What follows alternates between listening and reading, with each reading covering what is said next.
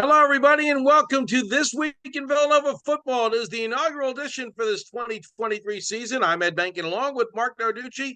For the next several weeks and the next several months throughout the season, we'll be looking back at the last week's action for Villanova and also be looking ahead to preview each week's game. In this case, we'll take a quick look back at last year, also preview both the conference and Villanova schedule, and get you ready for week one against Lehigh. And this reminder, This Week in Villanova Football is sponsored in part by the American Academy of Hospital Medicine, advancing the cause of excellence in hospital medicine. Well, Marc, you and I have worked together for about 3 decades. We've seen about everything in the Delaware Valley, including in different media forums, Villanova sports and Villanova football. So excited to get this started and what should certainly be an intriguing year for these Wildcats. Well, it certainly is, Ed. Remember, last year they entered the season as the preseason CAA favorite. We know what happened there. They ended up 6-5 out of the FCS playoffs. So this year they come in picked seventh in the CAA. So if they didn't have a chip on their shoulder last year, maybe they do now. So the expectations are a little bit lower. But let's face it, not inside the program. They're very high this year, and even outside the program, Villanova and various top 25s have gotten some votes or things like that. They're not in them, so I think a lot of people expect the Wildcats to have a nice bounce back season this year.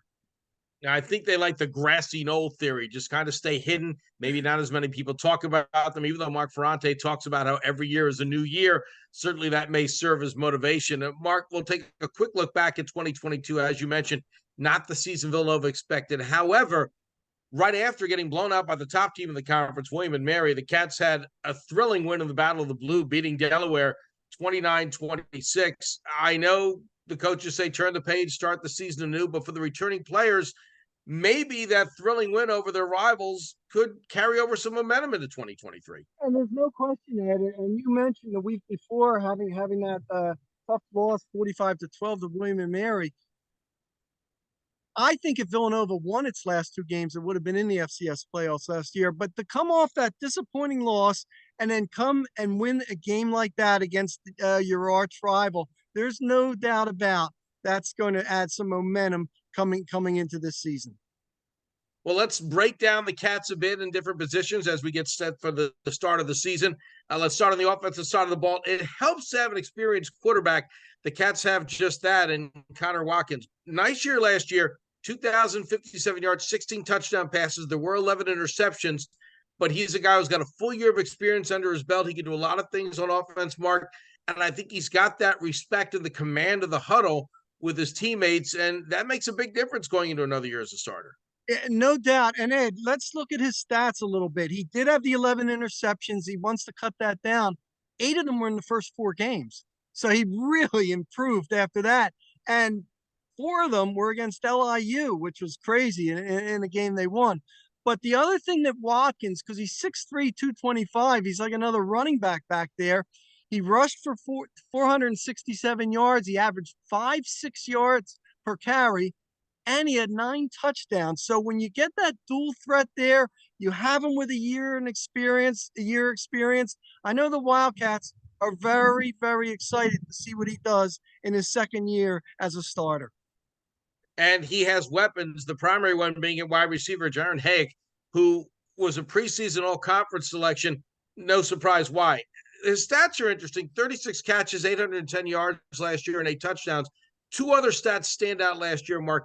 22 and a half yards per catch and 101 free yards average yards per game. This is a guy who's not going to have too many 3-yard gains. On a team with several weapons, Hake is someone who certainly his experienced quarterback is going to be counting on. And just as you mentioned, Ed, he did that in 8 games last year. And that's the theme this year, keeping these skill position players healthy, because if healthy, and that's a big if, and any team can say that, I think the Wildcats have the skill position players to match with just about anybody on their schedule. And again, they have another great receiver too in Pringle, Rajon Pringle. He averaged over 15 yards per reception, 5 touchdowns. So that's one of the better 1-2 combos in all of FCS.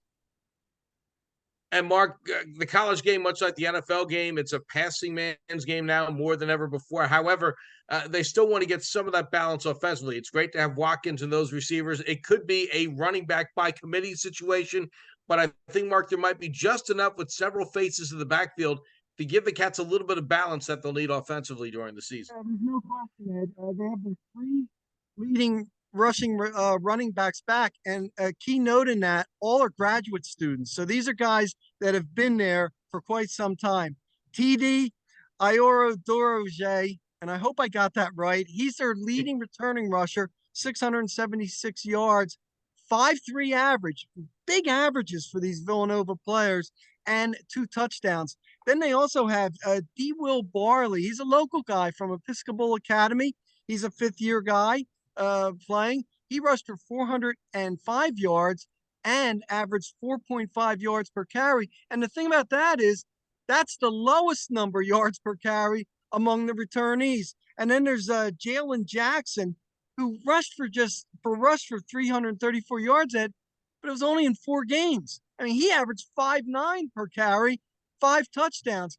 Mark Ferrani told me that one of the biggest challenges is finding enough touches for all these guys, but also, and these guys have done it throughout their careers, accepting their roles, not worrying about how many touches they get, because all 3 of them are explosive. You add Watkins' running ability to this, it could be quite a dangerous offense. Well, you've got the skilled players if you're Villanova. You should have enough balance. Obviously, keeping the quarterback upright and opening those holes offensively is a key. You've got some key figures on the offensive line, Mark. One that stands out, of course, Michael Corby, one of those 6-year players. He's a leader on that offensive line. He's a guard who could also play center. And Mark, he has that edge to him, which I think can get a little contagious along the offensive line. And I think you're trying to say it nicely. He's got that mean streak in him.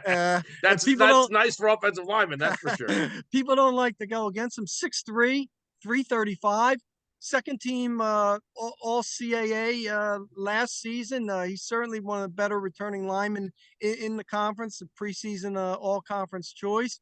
And then they have Nick Torres, who's 6'6" and about 330 pounds. Both Nick Torres and Corby are 6-year veterans. I mean, that's a lot of experience that you have on that offensive line. And then, you're going to the left tackle is Stephon Voltaire. He's probably the least experienced offensive lineman, but he still started 3 games. He's 6'5" and 315.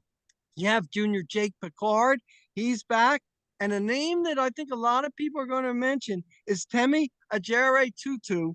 Again, I hope I got that right. 6'5", 310, 9 starts last year, 5 starts the year before. And when I talked to Mark Ferrani, he said that NFL people, this is a name that they come up and discuss with him from time to time. Now, I'm not saying he's a guy that's definitely going to get drafted this year because he has a couple of years of eligibility, but he's an excellent athlete. This is an athletic line, and it's an experienced one.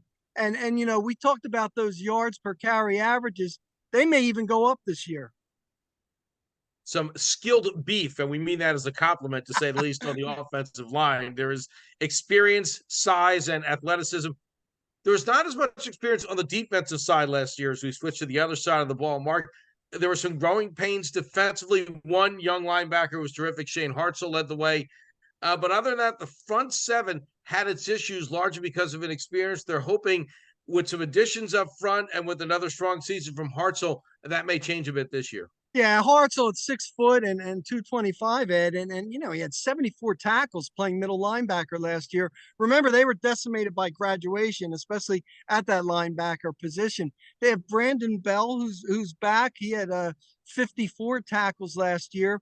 And a guy I think we were going to mention that didn't get in a lot last year, or didn't make a lot of tackles, was Richie Kimmel, a local kid from Archbishop Carroll who had 5 tackles. I expect him to see more action. And there's another one from South Jersey by the name of Turner Inge, excuse me. His dad was Wade. Turner Inge, who's from Williamstown High School.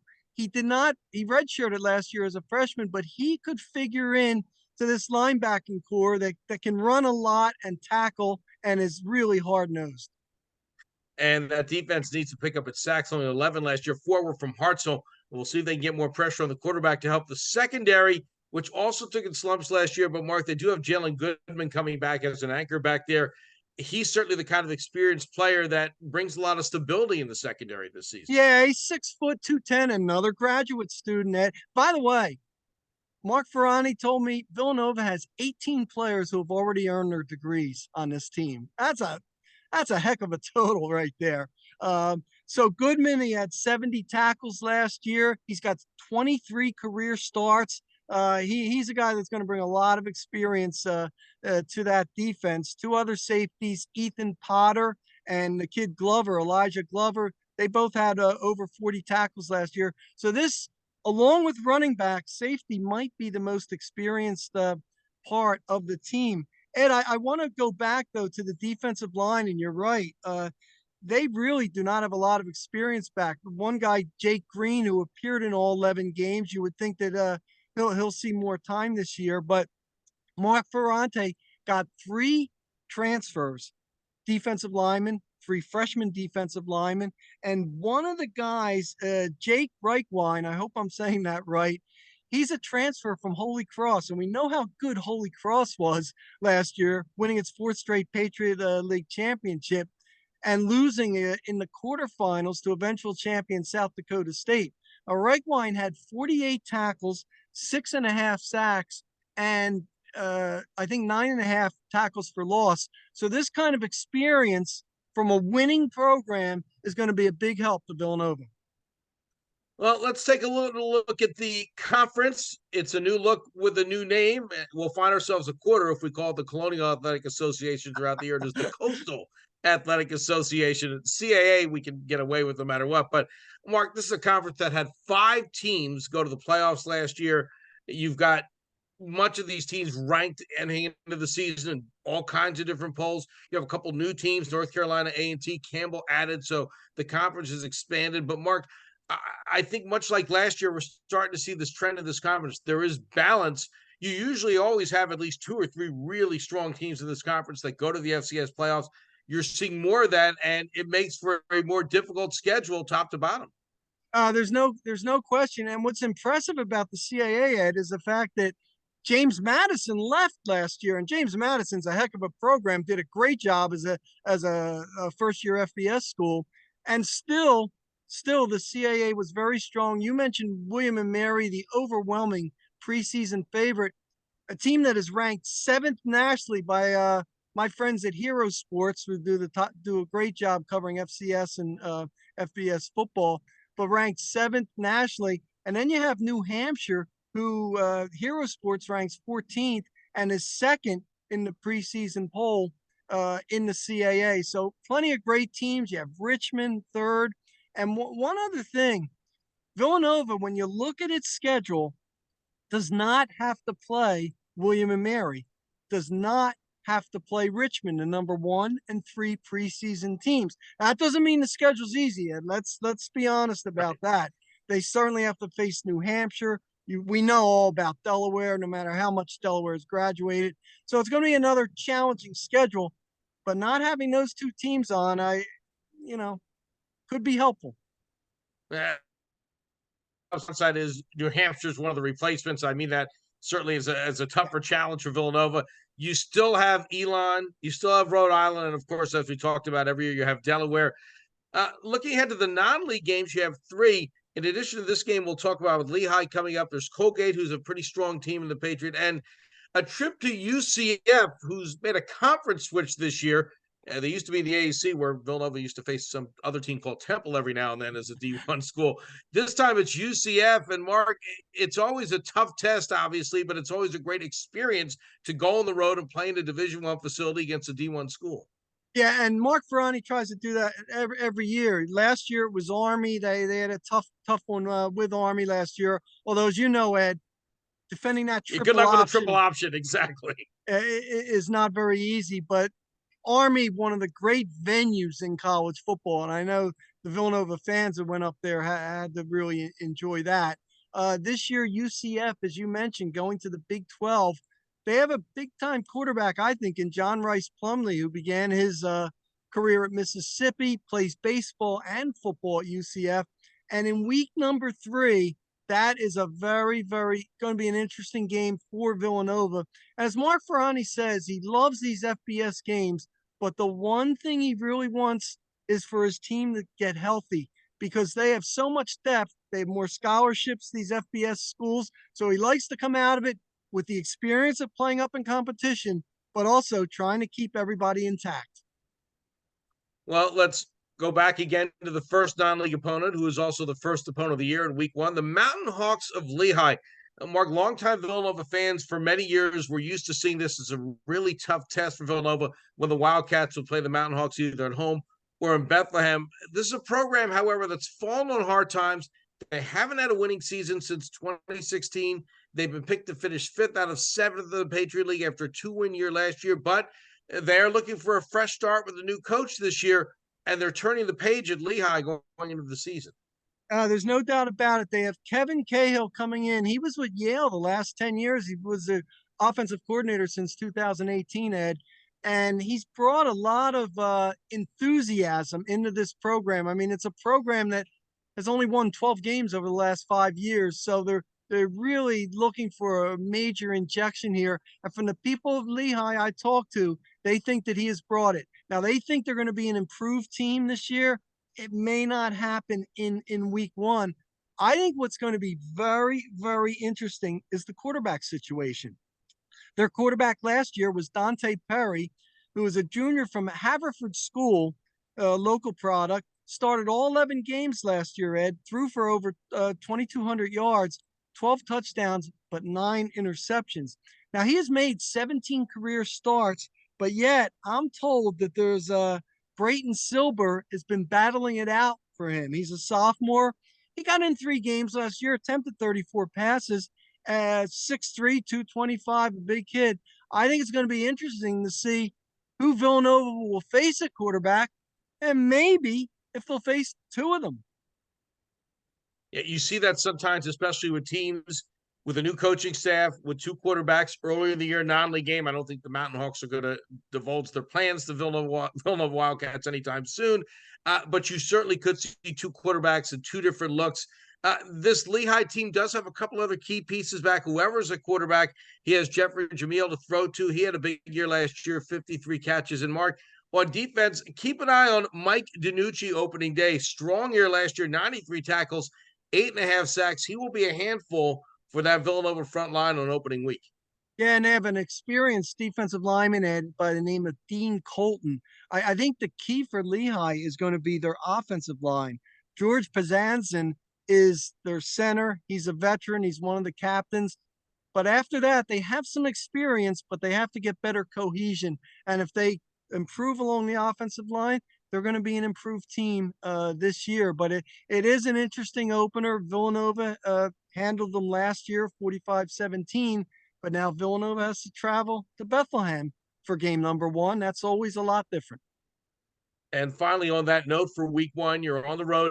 It's the first game of the year. It's the first weekend of September. So the weather's hot. You get those fluids going, something both teams had to deal with your first game coming out of all those workouts you do at training camp. You have a better, at least on paper, Patriot League team in Colgate coming up in week 2, then UCF, then the conference.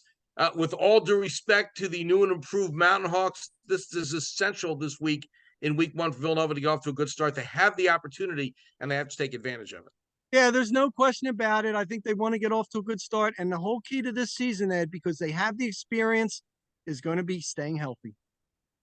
Well, Mark, it should be an exciting year for Villanova. We kind of like, again, the theory that maybe they're a bit forgotten by some teams that could work to their advantage this year, but it all starts certainly with week 1. Mark, we'll be here throughout the season reviewing past week's action, looking ahead. We're just getting started. Looking forward to seeing what's coming up. Thanks, Ed. Always good talking to you.